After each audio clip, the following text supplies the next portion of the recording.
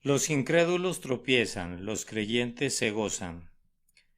Sermón predicado la mañana del domingo 22 de mayo de 1864 por Charles Haddon Spurgeon en el Tabernáculo Metropolitano Newington, Londres. Como está escrito: He aquí pongo en Sión piedra de tropiezo y roca de caída, y el que creyere en él no será avergonzado. Romanos capítulo 9 y versículo 33. Nuestro apóstol fue inspirado por Dios y sin embargo era llevado a citar pasajes tomados del Antiguo Testamento. El Espíritu de Dios hubiera podido dictarle nuevas palabras, hubiera podido mostrarle cómo confirma la verdad mediante otros argumentos, pero a él no le agrada hacer eso. Guía a su siervo a establecer la verdad presente por medio de verdades reveladas anteriormente, y así nos da el ejemplo de escudriñar las Escrituras y de valorar los antiguos oráculos de Dios. El pasaje bajo nuestra consideración pareciera estar compuesto por dos escrituras entrelazadas hasta ser convertidas en una, un método que era utilizado con frecuencia por los apóstoles. Una parte del texto que estamos considerando se encuentra en Isaías 28:16. El apóstol no hace una cita literal y más bien nos da el sentido en el lugar de las palabras. He aquí que yo he puesto en Sión por fundamento una piedra probada, angular, preciosa, de cimiento estable, el que creyere no se apresure. Pero Pablo inserta esa palabra de profecía en otra, citando esta vez a Isaías 8:14. Entonces, él será por santuario, pero a las dos casas de Israel por piedra para tropezar y por tropezadero para caer. No puedo evitar hacer una o dos observaciones sobre estos pasajes antes de abordar el texto que vamos a considerar. En Isaías 8:14 se percibe una sorprendente prueba de la divinidad de Cristo. Vean el versículo 13: A Jehová de los ejércitos, a él santificad, sea el vuestro temor y sea el vuestro miedo. Entonces él, esto es Jehová de los ejércitos, será por santuario para los creyentes. Pero a las dos casas de Israel por piedra para tropezar y por tropezadero para caer. Isaías expresa una profecía de Jehová de los ejércitos, y Pablo la cita en referencia al Señor Jesucristo, con el propósito claro de que concluyamos que el Señor Jesucristo es el propio Jehová. Del segundo pasaje aprendemos otra verdad que sirve para ilustrar más de cerca nuestro texto. En Isaías 8:16 leemos: He aquí que yo he puesto en Sión por fundamento una piedra. El apóstol ha omitido las palabras por fundamento y se ha insertado las palabras del otro pasaje, por piedra para tropezar y por tropezadero para caer. Pero la profecía original de Isaías sirve para mostrarnos que el propósito real de Dios al poner a Cristo en Sión no era para que los hombres se tropezaran en él, sino para que fuera un cimiento para sus esperanzas. El propósito real de Dios era que Cristo fuera la piedra angular para la confianza humana, pero el resultado ha sido que para un conjunto de hombres renovados por la gracia todopoderosa, Cristo se ha convertido en un santuario de refugio y en una piedra de dependencia, y para otros, dejados a su propia depravación, se ha convertido en una piedra de tropiezo y roca de caída. Estos son algunos comentarios sobre las escrituras primitivas que Pablo cita. Ahora vayamos al versículo mismo. Nuestro texto nos informa que muchos tropiezan en Cristo y luego en segundo lugar nos asegura que quienes reciben a Cristo y creen en Él no tendrán motivo de ser avergonzados. La primera declaración no necesita ninguna demostración, pues la observación misma nos enseña que muchos tropiezan en Cristo. Tan pronto Dios fue manifestado en la carne, los mortales comenzaron a tropezar en Él. ¿No es este el hijo del carpintero? Era la pregunta de quienes esperaban la pompa mundana y la grandeza imperial. ¿Conocemos a su padre y a su madre, y no están todas sus hermanas con nosotros? Era la objeción susurrada por sus propios paisanos. El más grande de todos los profetas no tenía ningún honor en su propia tierra. Nuestro Señor fue rechazado por toda clase de hombres, aunque le miraban desde diferentes círculos, todos lo hacían con el mismo ojo escarnecedor. Los fariseos tropezaban en él porque no era supersticioso ni ostentoso. Ciertamente no se lavaba las manos antes de comer ni tampoco oraba en las esquinas de las calles. Entablaba relaciones con los publicanos y pecadores. No ensanchaba sus filacterias, sanaba a los enfermos en el día de reposo. No tenía ningún respeto por las tradiciones y por todo ello, todo fariseo justo le aborrecía. El saduceo, por otra parte, a pesar de que odiaba la superstición farisaica, despreciaba igualmente a Cristo en gran medida. Sus objeciones eran disparadas desde otro ámbito. Para él, Cristo era demasiado supersticioso, pues el saduceo no creía ni en ángel, ni en espíritu, ni en la resurrección de los muertos, creencias todas que el profeta de Nazaret sostenía abiertamente. El escepticismo filosófico detestaba a Jesús porque su enseñanza contenía mucho del elemento sobrenatural. A lo largo de toda su vida, tanto en las cortes superiores de Herodes o de Pilato, como entre los más bajos rangos de la turba judea, Cristo fue despreciado y desechado entre los hombres. Desde tiempos antiguos habían perseguido a todos los profetas a quienes el Señor había enviado, y era poco sorprendente que ahora asediaran al propio Señor. Os tocamos flauta y no bailasteis, os endechamos y no lamentasteis. Esto podía decir todos los profetas de Dios, pues Israel no recibió ni al hombre solitario cuyo alimento consistía en langostas y miel silvestre, ni al espíritu más cordial que llegó comiendo y bebiendo. Eliminaron a todos los profetas de Dios y no aceptaron ninguno de sus reproches, y cuando el Hijo mismo llegó dijeron: Este es el heredero. Venid, matémosle para que la heredad sea nuestra. Los judíos le rechazaron a una voz, con la única excepción del remanente conforme a la elección de gracia. Pero el judío no está solo en su ofensa dirigida a la cruz. Sabemos que cuando el Evangelio fue llevado a los gentiles posteriormente, Cristo crucificado fue piedra de tropiezo para ellos. Los refinados griegos, con sus diversos sistemas de filosofía, esperaban ver en el Mesías un pensamiento profundo y un gusto clásico, pero cuando oyeron predicar a Pablo sobre la resurrección de los muertos, no vieron nada que halagara su filosofía y entonces se burlaron abiertamente de esa predicación. A la vez que el judío recogía su manto de flecos extendidos y llamaba a Cristo piedra de tropiezo, el griego marchaba a su tiempo clásico o a su academia científica y daba voces diciendo: pura necedad, los hombres que así hablan deben estar locos. En todo tiempo, incluso hasta en nuestra época, siempre que Cristo es predicado, el corazón humano ha sido provocado de inmediato a la ira contra él. El embajador de Dios ha encontrado hombres renuentes a recibir la paz por él proclamada. El amado Hijo de Dios, que no vino sino con palabras de misericordia y ternura, ha sido aborrecido y rechazado por los propios hombres a quienes ha venido a bendecir. A lo suyo vino y los suyos no le recibieron. Sin embargo, nosotros tenemos poco que ver con esas épocas pasadas. Tenemos que ver mucho más con el presente y con nosotros mismos, y es algo triste saber que en medio de esta concurrencia, aunque supongo que nos autodenominemos cristianos, hay muchas personas para quienes Cristo es todavía piedra de tropiezo y roca de caída. Es un hecho lamentable que hay cientos de miles de personas en Londres para quienes el Evangelio de Cristo es tan poco conocido como si se tratara de hindúes o de tártaros. Para estos, Cristo no es una piedra de tropiezo, pues no lo conocen y por tanto no tienen la culpa que tienen algunos de ustedes por haber oído de él y rechazarlo. En medio de la concurrencia presente, hay algunos que tropiezan con Cristo por causa de su santidad. Él es demasiado estricto para ellos. Quisieran ser cristianos, pero no pueden renunciar a sus placeres sensuales. Quisieran ser lavados en su sangre, pero desean revolcarse todavía en el cieno del pecado. Hay muchas personas que estarían suficientemente dispuestas a recibir a Cristo si después de recibirle pudieran continuar con su borrachera, con su lascivia y con su desenfreno.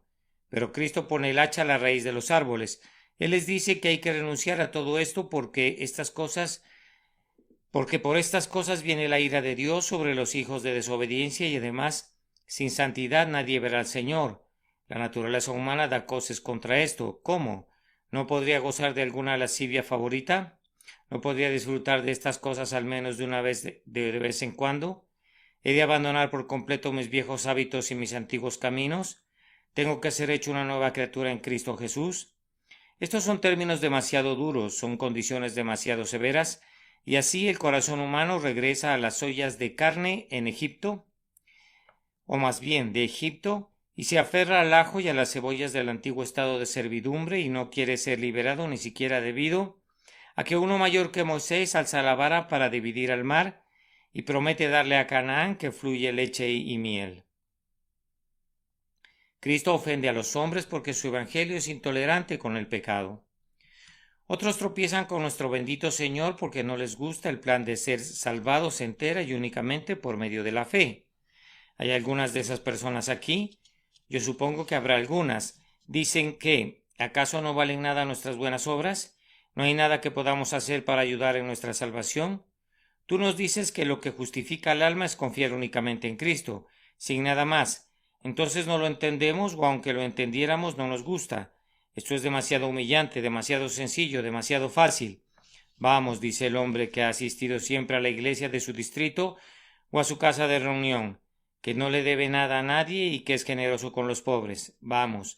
Entonces mi posición no es nada mejor que la de la ramera que recorre las calles a medianoche, o que la del ladrón que cumple su mes de castigo en trabajos forzados. ¿No sería mejor tu condición, mi querido oyente, en cuanto a tu salvación eterna si rehusas creer en Cristo? La condenación del impío descarado es segura, pero igualmente segura sería la tuya si después de haber oído el plan de salvación das la vuelta y lo desprecias porque prefieres tu justicia propia a la justicia de Dios. Ah, cuántos naufragan al estrellarse contra esta roca y cuántos son tragados por esta arena movediza. Ellos quisieran ser salvados, pero no aceptan doblar la rodilla. No están contentos de recibir la salvación de Dios por la fe en Cristo Jesús, y así perecen debido a su terco orgullo.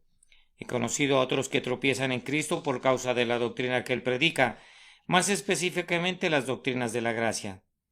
A esta casa entra alguien que si predicáramos un sermón sobre la virtud cristiana diría: me gustó ese discurso, pero si predicáramos a Cristo y comenzáramos a hablar acerca de las doctrinas profundas contenidas en el Evangelio, tales como la elección, el llamamiento eficaz y el amor eterno e inmutable, de inmediato se enojan casi hasta el punto de crujir sus dientes.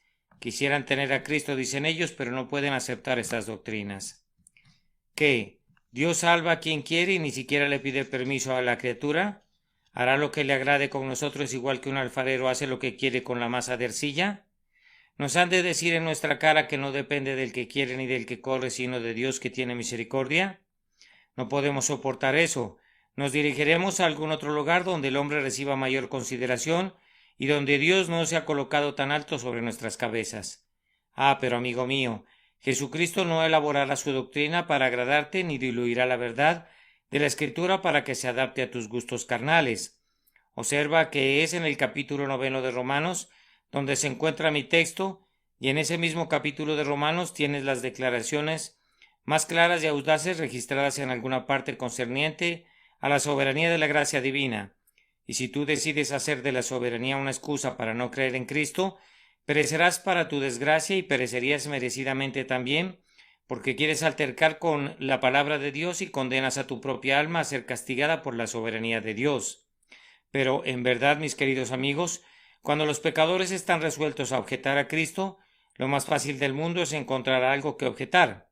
He conocido a algunos que tropiezan por causa del pueblo de Cristo. Dicen: bien, yo quisiera creer en Cristo, pero observa a los profesantes, mira cuán inconscientes son, contempla a muchos miembros de la Iglesia y mira en qué caminos impíos caminan, incluyendo algunos ministros, y entonces comienzan a enumerar diversas fallas de algunos eminentes siervos de Dios, y piensan que esta es una excusa para que los pecadores vayan al infierno, porque otros no caminan rectamente en la senda del cielo.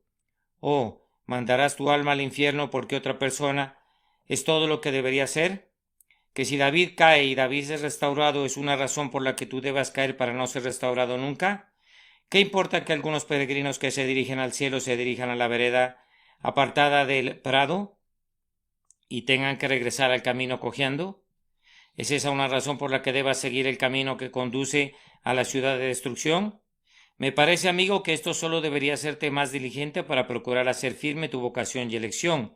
Los náufragos de los demás deberían conducirte a navegar más cuidadosamente. Las bancarrotas de otros hombres deberían hacerte comerciar con mayor diligencia y humildad. Pero citar los defectos de los demás como una razón del por qué debas continuar en el error de tus caminos es el método de razonar del necio. Pon mucho cuidado para que no descubras a tu necedad sumida en las llamas del infierno.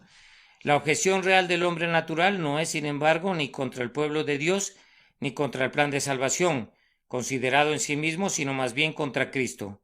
La piedra de escándalo es Cristo, la persona de Cristo. Ustedes no quieren aceptar que ese hombre reine sobre ustedes. No están anuentes a que él lleve la corona y a que reciba todo el honor de la salvación suya. Preferirían perecer en su pecado antes que Jesucristo sea engrandecido por la salvación suya. Esta es una severa acusación, me dirán. Si no fuera cierto, les ruego que me demuestren que es falsa, creyendo en Jesús. Si no tienen objeción a Cristo, acéptenlo. Pecador, Si tú dices que no tropiezas por causa de Cristo, yo te exhorto entonces a que te aferres a Él. Si Él no es detestable para ti, estréchalo en tus brazos ahora. Vamos, hombre, si estuvieras en tus 5 sentidos, dispuesto que Cristo puede salvarte con una salvación eterna, tú ciertamente le asirías a menos que hubiera alguna objeción por el camino, y como no te aferras a Él, yo te digo que hay un obstáculo en tu pecaminoso corazón, un tropiezo en Cristo que será tu ruina a menos que Dios te libere de ello. Que Dios me ayude ahora a razonar unos cuantos minutos con quienes no creen en Cristo, con quienes le han convertido en piedra de tropiezo y roca de caída. Querido amigo, déjame que me acerque a ti, que tome tu mano y hable contigo. ¿Has considerado alguna vez cuánto insultas a Dios el Padre por rechazar a Cristo?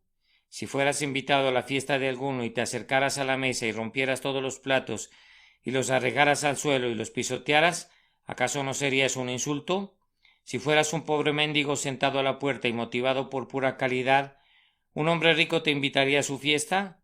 ¿Qué pensarías merecer si trataras tus provisiones de esa manera? Y sin embargo, ese es precisamente tu caso. No tienes ningún merecimiento ante Dios. Tú eras un pobre pecador sin ningún derecho sobre él y sin embargo, a él le agradó preparar una mesa. Sus novillos y sus animales engordados han sido sacrificados y ahora no quieres venir. Es más, haces peor todavía, pues pones objeciones a la fiesta. Desprecias la tierra deleitosa y la buena provisión de Dios. Solamente considera cuántos gastos se ha realizado la provisión de salvación. El Padre Eterno entregó a su Hijo. Pon atención, su bien amado, lo más querido de su corazón, su único Hijo fue entregado a la muerte, y tú desprecias un don como este. ¿No te harías sonrojar si entregaras a tu único Hijo para pelear por tu país, y aquellos a quienes los entregaste te despreciaran a ti y a tu don? Si por causa de algún patriotismo sobrehumano o por el bien de tu país llegaras incluso a matar a tu hijo, no te heriría en lo más vivo si los hombres se rieran de ti e hicieran escarnio del acto. Y sin embargo eso es lo que haces para con el Padre Eterno, quien por amor a los hombres apartó de su pecho a su amado, lo clavó al madero y lo cubrió de dolores indecibles. Tú desprecias del don indecible, el acto más rico de generosidad que incluso el corazón infinito de Dios hubiera podido imaginar, o la mano infinita de Dios hubiera podido llevar a cabo. Tú desprecias todo eso, tocas a Dios, permíteme decirte, en la niña de sus ojos, le has herido en la parte más sensible. Mejor sería que corrieras sobre el filo de su espada o te arrojaras sobre las protuberancias de su adarga que despreciar y rechazar a su unigénito Hijo, inmolado por la culpa humana.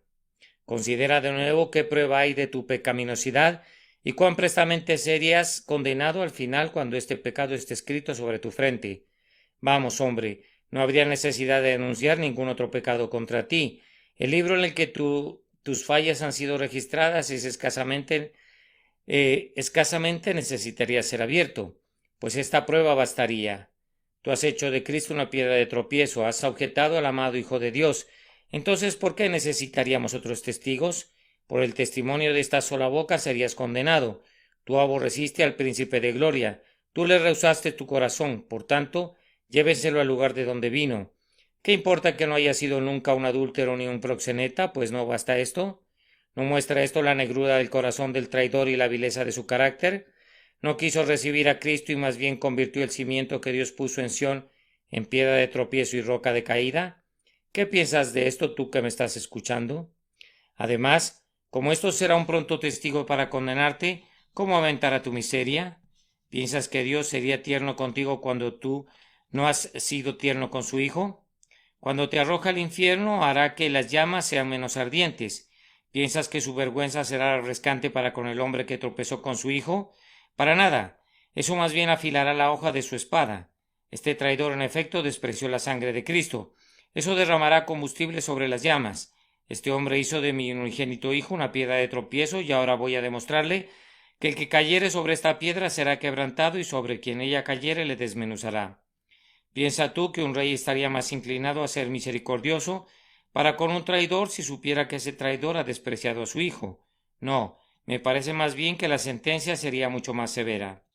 Ah, pecador, aunque todos los pecadores escaparan, tú que has oído el Evangelio no escaparás. Aunque las flechas de Dios evadieran a otros pecadores, se clavarán a ti. Tú serás el blanco especial de la venganza todopoderosa, porque fuiste desobediente y tropezaste con esa piedra de tropiezo. Reflexiona, hombre, ¿No sellará esto la eternidad de tu dolor? ¿Cómo podrías escapar si descuidaras de una salvación tan grande? Tú has suprimido el único puente que habría podido conducirte a la seguridad. Has desmantelado el único refugio que habría podido protegerte de la ira divina. Ya no queda más sacrificio por los pecados. ¿Cómo podría quedar alguno? Cuando estés en el infierno, piensas que Cristo vendría una segunda vez para morir por ti. ¿Derramaría su sangre de nuevo para sacarte del lugar de tormento? Hombre, ¿tienes una imaginación tan vana como para soñar que habrá un segundo rescate ofrecido para quienes no han escapado de la ira venidera y que Dios, el Espíritu Santo, vendrá de nuevo y tratará con los pecadores que anteriormente le rechazaron tercamente? No, en la medida que tu Salvador sea objetado y deseches la vida eterna, y el cimiento mismo sea una piedra de tropiezo, no puede quedar nada para ti sino una terrible espera del juicio y de la fiera indignación. Y ahora otra palabra más para ti. ¿No hace temblar tu corazón esta perspectiva del caso? ¿No es suficiente haber quebrantado la ley de Dios? ¿Por qué has llegado al punto de despreciar a su Hijo? Oh, ojos míos, si pudieran llorar por siempre, no llorarían suficientes lágrimas porque una vez rehusaron mirarle a Él, que es ahora el gozo diario de ustedes. ¿No es este uno de los peores pecados que tendremos que confesar? Y, oh pecador, ¿no lo confesarás ahora? ¿No quebrantará tu corazón este pensamiento que tú has despreciado hasta aquí a quien es dulcísimo y todo él codiciable? Que el Espíritu de Dios introduzca eso en ustedes como un clavo en lugar seguro. Me parece que se van a volver al Redentor diciéndole: mi Señor y mi Dios, perdóname por haber sido tan rudo contigo. Acéptame, recíbeme en tu pecho, lávame con tu sangre, tómame como tu siervo y sálvame con una gran salvación. Feliz es el hombre que es conducido por la gracia divina a confesar así su falta y no tropieza más. Después de todo, ¿qué obstáculo hay para que tropecemos? Oh, mi querido oyente, ¿por qué habrías de rechazar a Cristo? Él no es un duro capataz, su yugo es fácil y ligera su carga. ¿Por qué habrías de rehusar tu propia misericordia? ¿Acaso ser salvado es una desgracia? ¿Acaso ser limpiado del pecado es una calamidad? ¿Acaso ser hecho un hijo de Dios es una desventaja? ¿Escapar del infierno y volar al cielo no es acaso la más deseable de todas las misericordias? ¿Por qué entonces despreciar a Cristo?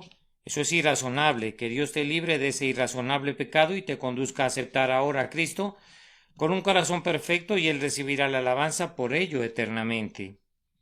Ahora voy a procurar explicar con la ayuda del Espíritu de Dios la segunda parte, la parte más consoladora del texto. El que creyere en Él no será avergonzado.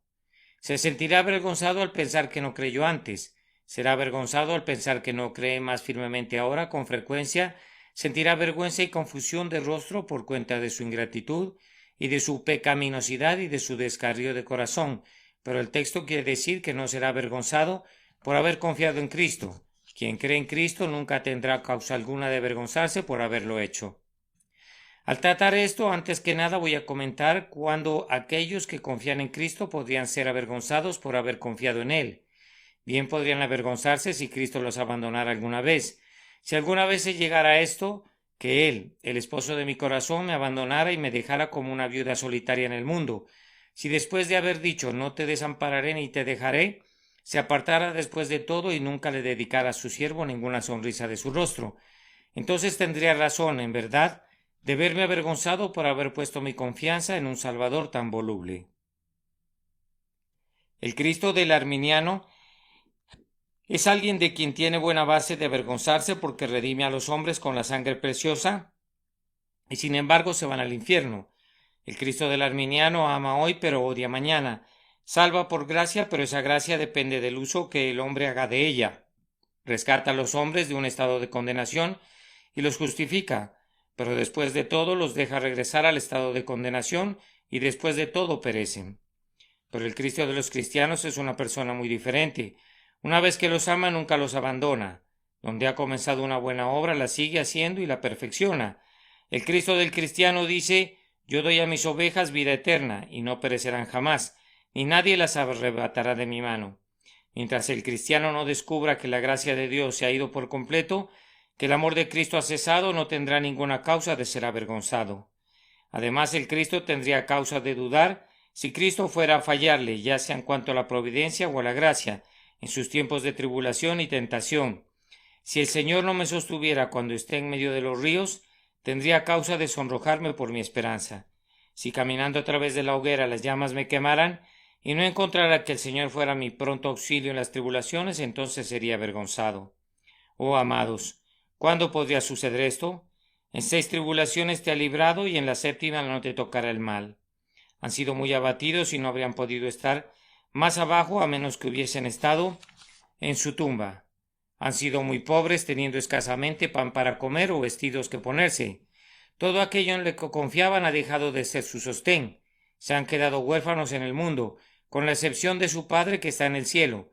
Pero aun así, a pesar de todo ello, no les ha sido suministrado el pan, no ha estado asegurada su agua, y no ha de ser su testimonio hoy en lo concerniente a Dios, que ha sido un amigo que ha permanecido más cercano que un hermano. Bien, entonces no serás avergonzado nunca, porque nunca te llegará un tiempo cuando te deje perecer a través de la presión de las tribulaciones, o cuando permita que seas destruido por la fuerza de las tentaciones. Además, un cristiano tendría motivos de ser avergonzado si las promesas de Cristo no fuesen cumplidas. Son muy ricas y muy plenas, y hay muchísimas de ellas. Y si yo tomo estas promesas y actúo según la palabra de Dios, y luego después de todo encuentro que la promesa es un mero papel de desecho, si el Señor rompiera su propio juramento, entonces yo sería avergonzado por haber creído en un Dios infiel. ¿Pero cuándo será eso? Cristiano, ¿no te ha llegado todavía ese tiempo? ¿Tú has visto promesas aplicadas con poder a tu corazón y las has llevado a Dios en oración? Permíteme apelar a tu experiencia. ¿No han sido cumplidas más allá de tu expectativa o de su fe? ¿No ha hecho Dios por ti cosas sumamente abundantes que sobrepasan lo que puedas pedir o pensar? Y sin embargo, esta mañana tal vez tengas miedo de que su promesa no sea cumplida. Has asistido aquí con tu espíritu abatido. Has tenido tantos problemas durante la semana que realmente comienzas a estar avergonzado por haber confiado en Dios. Avergüénzate de ti mismo por estar avergonzado, pero puedes estar seguro de que tu confianza no es algo de que debas avergonzarte. Pero, oh hermanos míos, cuán avergonzado estaría el cristiano si cuando llegase el momento de la muerte no encontrase apoyo, no hubiera a ningún ángel amable junto a su lecho, a ningún salvador que sostuviera su cabeza en alto en medio de las olas. Pero ¿has oído jamás de algún cristiano que se avergonzara en la hora de su muerte? ¿No es más bien el claro testimonio de todos los que han partido que sus últimos momentos han sido dorados con la luz del sol del cielo? ¿No han cantado en sus lechos de muerte con David? Sí, aunque ande en valle de sombra de muerte, no temeré mal alguno, porque tú estarás conmigo. Tu vara y tu cayado me infundirán aliento. Si en verdad pudiéramos despertar en la resurrección y descubrirnos sin un Salvador, si pudiéramos estar en el tribunal de Dios y descubrir que la sangre de Cristo no nos hubiera limpiado, si después de toda nuestra fe en Él lo oyéramos decir, apartaos de mí, malditos al fuego eterno, entonces podríamos ser avergonzados. Pero nuestro texto nos asegura que nunca tendremos que sufrir eso. Entonces podemos apoyarnos plenamente sobre este dulce consuelo, que habiendo creído en Cristo nunca nos vemos en la necesidad de avergonzarnos de nuestra esperanza, ni en esta vida ni en la vida venidera. Habiendo notado cuando el cristiano podría ser avergonzado, notemos por qué podría ser avergonzado si tales cosas se dieran. Algunas veces he pensado, queridos amigos, que en algún sentido, si se llegara a demostrar que la Biblia es falsa, nunca me vería avergonzado por haber creído en ella. Si no hubiera un Salvador, pienso que cuando estuviera delante del trono de Dios no sería avergonzado por haber creído al Evangelio. Porque me parece que podría atreverme a decirle incluso al Dios eterno, grandioso Dios, yo creí de ti eso que reflejaba el más excelso honor sobre tu carácter. Te creí capaz de un grandioso acto de gracia, la entrega de tu propio Hijo. Te creí tan justo que no perdonarías sin un castigo y sin embargo tan misericordioso que preferirías entregar a tu Hijo a no tener misericordia de los hombres. Creí de ti las cosas más excelsas que las que creían los judíos, o los musulmanes o los paganos, y mi alma te amó por ello en verdad. Yo en efecto prediqué aquello que pensé que honraría tu nombre, y ahora que resulta ser una equivocación, no me veo avergonzado por haberlo creído, pues era algo que tendría que haber sido verdadero, que tu naturaleza y tu carácter hacían probable que fuera verdad, y lamento al ver que no lo es, pero no soy avergonzado, quisiera que hubiese sido cierto, te haría más glorioso, gran Dios, de lo que eres. Amados, no estamos bajo ninguna aprensión de que esto suceda, porque sabemos a quién hemos creído y estamos seguros que es poderoso para guardar nuestro depósito. ¿Por qué se avergonzaría un cristiano si el Evangelio fuera falso? Deberíamos avergonzarnos antes que nada porque hemos aventurado nuestro tono en su verdad, hemos arriesgado nuestro todo en Cristo, El mundo dice que no debes poner nunca todos tus huevos en una sola canasta, y cuando un hombre especula en una sola cosa y todo se derrumba, la gente sabia alza su cabeza y dice: ah, es muy imprudente, es mejor tener 3 o 4 cuerdas para tu arco, no debes depender de una sola cosa. El mundo está muy en lo cierto en las cosas humanas, pero henos aquí, poniendo toda nuestra dependencia en un hombre. Mi alma no tiene ni una sombra de esperanza en ninguna otra parte excepto en Cristo, y yo sé que sus espíritus no tienen ni siquiera la sombra de un fantasma de dependencia en ninguna otra parte, excepto en la sangre y en la justicia de ese divino Redentor, que ha consumado nuestra salvación y ha ascendido a lo alto. Si pudiera fallarnos, entonces todas nuestras esperanzas se habrían desvanecido y seríamos los más indignos de conmiseración de todos los hombres. Si nuestra esperanza resultara ser un engaño, seríamos en verdad necios y tendríamos razón de vernos avergonzados por nuestra esperanza. Además, seríamos avergonzados porque hemos renunciado a esta vida por la venidera. Creyendo en el mundo venidero, hemos dicho: este no es nuestro reposo. No tenemos aquí una ciudad permanente. El proverbio del mundo reza: más vale pájaro en mano que 100 volando. Pero nosotros, por otro lado, hemos dicho que el pájaro en mano no es nada en absoluto, que los 100 pájaros volando lo son todo. Nuestra alma dice: dicha, no la esperemos aquí, es allá que la dicha ha de ser encontrada. Riqueza, nadie es rico en la tierra, las riquezas están en el cielo, el verdadero tesoro está en la gloria. Amor, el amor no encuentra un objeto apropiado aquí, nuestro afecto está puesto en las cosas de arriba, donde Cristo mora a la diestra de Dios. Ahora, si las cosas resultaran mal y hubiéramos creído en vano, entonces seríamos avergonzados por nuestra esperanza, pero no hasta entonces, amados, y eso no sucederá nunca. Sabemos en quién hemos creído y tenemos confianza que al renunciar a esta tierra solo hemos renunciado a un puñado de cenizas para poder gozar de las riquezas y de la gloria para siempre. Además, si Cristo nos fallara, seríamos avergonzados porque comenzamos jactándonos antes de haber terminado la batalla. En Jehová se gloriará mi alma. Espero que digan, queridos amigos, que aunque no han entrado en el cielo y todavía no han visto a Cristo cara a cara, han aprendido a gloriarse en la cruz de Cristo y nadie ha sido capaz de detenerlos en su gloriarse. Te has gloriado en Cristo. Tú has dicho que Él es un cimiento seguro, que Él es un precioso esposo, que Él es todo para ti y digno de tu mejor amor. Pero si Él te fallara, entonces estarías en la posición de un hombre que se jactó antes de tiempo. Pero nosotros nunca seremos avergonzados. Hacemos bien en jactarnos con toda la boca. Hemos de gloriarnos en Cristo, pero si Él nos fallara, cosa que no haría, entonces seríamos en verdad avergonzados. Además, hemos hecho algo más que jactarnos. Ustedes y yo en realidad dividimos el botín y si la batalla se perdiera, entonces seríamos avergonzados. Se nos informa que en una de las grandes batallas del continente europeo en tiempos antiguos, los franceses, antes de que se iniciara la batalla, comenzaron a vender a los cautivos ingleses entre ellos, y calculaban cuándo el botín les correspondería a cada soldado. Más afortunadamente nunca se llevaron la victoria. Pero ustedes y yo ya hemos entrado en nuestro reposo, hemos recibido el sello de nuestra herencia, hemos comenzado incluso en la tierra a comer los racimos de escol, y si todo fuera un engaño seríamos avergonzados. Pero no hasta entonces. Valor, queridos amigos, podemos proseguir valerosamente dividiendo todavía el botín, pues como Cristo es veraz y Dios es fiel, no habrá razón para ser avergonzados. He conocido a algunas personas que son avergonzadas por haber hecho una mala especulación, porque han inducido a otros a arriesgarse en ella. Han sido más avergonzadas al darles la cara a sus amigos que han perdido dinero, de lo que fueron por reconocer que ellas mismas perdieron. Ustedes y yo hemos estado induciendo a otros a embarcarse en esta grandiosa aventura. Hemos enseñado a otros a creer en Cristo y algunos de nosotros escasamente pasamos un día sin ganar otras almas para tener confianza en Cristo. Tenemos una dulce seguridad de que no hemos predicado fábulas astutamente ideadas y de que nunca seremos avergonzados.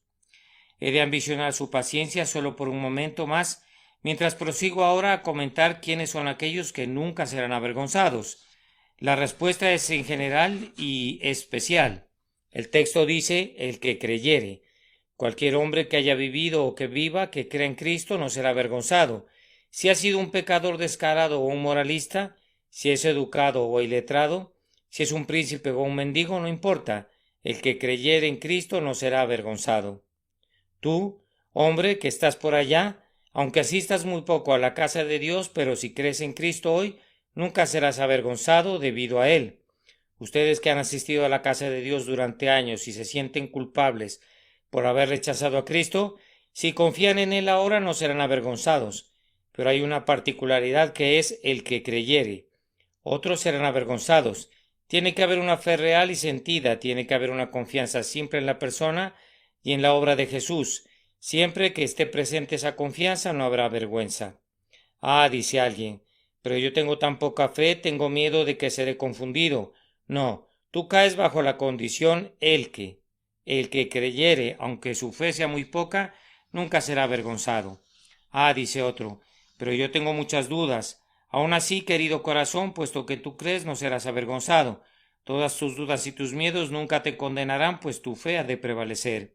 Oh, pero ¿qué dice alguien más? Mi corrupción es muy fuerte. He asistido esta mañana lamentándome debido a mis imperfecciones. Ellas han alcanzado el control de mi fe y yo he caído durante la semana. Sí, alma, completamente caída, ¿cómo estás? Si tú crees, nunca serás avergonzada. ¿Te mira el pecado a la cara? ¿Te sientes muy abatido bajo un sentido de tu propia indignidad? Atrévete a creer en Cristo tal como eres, con pecado y todo. Arriésgate en Él sin ninguna otra confianza. Cuando las perspectivas son oscuras y las gracias muertas, cuando las evidencias son negras, cuando todo se mira ceñudo y como una maldición, atrévete a creer en Él. Tómalo ahora para que sea tu amigo cuando no cuentas con ningún amigo. Huye ahora a este refugio cuando toda otra puerta está cerrada. Ahora que el invierno ha congelado todo torrente, ven ahora y bebe ahora de este torrente que fluye por siempre. Este pozo de Belén que está dentro de la puerta no puede fallarte nunca, y no necesitas poner tu vida en peligro para alcanzarlo. Es libre para ti en este instante. Agáchate y bebe confiadamente, agáchate y bebe y no tendrás más sed, pues el que creyere en él no será avergonzado. Para concluir, el texto significa más de lo que dice, pues si bien es cierto que dice que no será avergonzado, significa además que será glorificado y colmado de honor. Si tú confías en Cristo hoy, te acarreará la vergüenza de los hombres, te asegurará tribulaciones y aflicciones, pero también te garantizará honor a los ojos de los santos ángeles de Dios y gloria al fin a los ojos del universo reunido. ¿Dónde está el hombre que confía en Cristo hoy? Allí está en el cepo, y los hombres dicen, ajá, ajá, el necio, el necio. El necio confía en Dios, a quien no puede ver. Cree en un Cristo de quien hemos oído, pero que nunca ha hablado. Confía en la sangre de un Galileo crucificado. El mundano da voces. Nosotros somos demasiado sabios para eso. Nosotros vamos a creer en las teorías geológicas, en el espiritualismo o en la metafísica. Vamos a creer en el diablo mismo antes que creer en Cristo. Así se burlan del hombre que confía en Cristo. La escena es cambiada, la generación de los vivos se ha marchado y el mundo se ha convertido en un gran camposanto. Allí yacen innumerables montículos, indican dónde están durmiendo los cuerpos de los hombres. La trompeta resuena, timbra claramente a lo largo del cielo y de la tierra, y de las tumbas surgen los cuerpos que una vez fueron alimento del gusano, y las almas regresan a esas estructuras corporales. Y ahora, ¿dónde está el hombre que confió en Cristo? La trompeta los ha despertado a todos en sus tumbas y se despiertan juntos. ¿Dónde está el hombre que confió en Cristo? ¿Quién es el que pregunta por él? El rey mismo en el trono ha hecho la pregunta. El rey Jesús, sentado en su tribunal, busca a su amigo. ¿Dónde está el hombre que confió en mí? Tráigalon aquí. Vean el cambio. No hay abucheos, ni voces, ni risas, ni calumnia ahora. Un escuadrón triunfante de espíritus resplandecientes transporta al creyente a la diestra de Jesús, y allí se siente entronizado como Cristo, sentado con él para juzgar a los hombres y a los ángeles, reinando sobre el trono de Cristo en todo esplendor de Cristo. Así se hará al varón cuya honra desea el rey. Así se hará al varón que pone su confianza en Cristo. Vamos, cristiano, sin importar cuál sea tu estado hoy, sin importar cómo resuene en tus oídos la burla del mundo, piensa en ese honor obligado que la turba de pecadores tendrá que rendirte en el último gran día. Piensa en cómo tu fama y tu reputación se levantarán conjuntamente con tus huesos, y así como los gusanos no pueden devorar tu cuerpo para impedir tu resurrección, tampoco la calumnia ni la censura devorarán tu carácter para impedir su resurrección también. La gloria será tuya, gloria eterna, mientras que tus enemigos serán revestidos de vergüenza y desprecio eternos. Bien, ¿qué dicen ustedes, queridos oyentes? ¿De cuál lado está esta mañana? ¿Es Cristo una piedra de tropiezo para ustedes? Proseguirán tropezando con él y objetándole. Dicen más bien, no queremos tener a Cristo y confiar en él. Oh, si el Señor los ha conducido hasta ese punto, aplaudiré de gozo, y ustedes ángeles, toquen sus arpas, ustedes serafines afinen de nuevo sus liras, pues hay gozo en el cielo como hay gozo en la tierra cuando un alma llega a poner su confianza en Cristo. Que el Señor nos conduzca a hacerlo cada uno de nosotros, por Jesucristo nuestro Señor. Amén. Los incrédulos tropiezan, los creyentes se gozan. Sermón predicado la mañana del domingo 22 de mayo de 1864 por Charles Haddon Spurgeon en el Tabernáculo Metropolitano, Newington, Londres. Como está escrito, he aquí pongo en Sión piedra de tropiezo y roca de caída, y el que creyere en él no será avergonzado. Romanos capítulo 9 y versículo 33.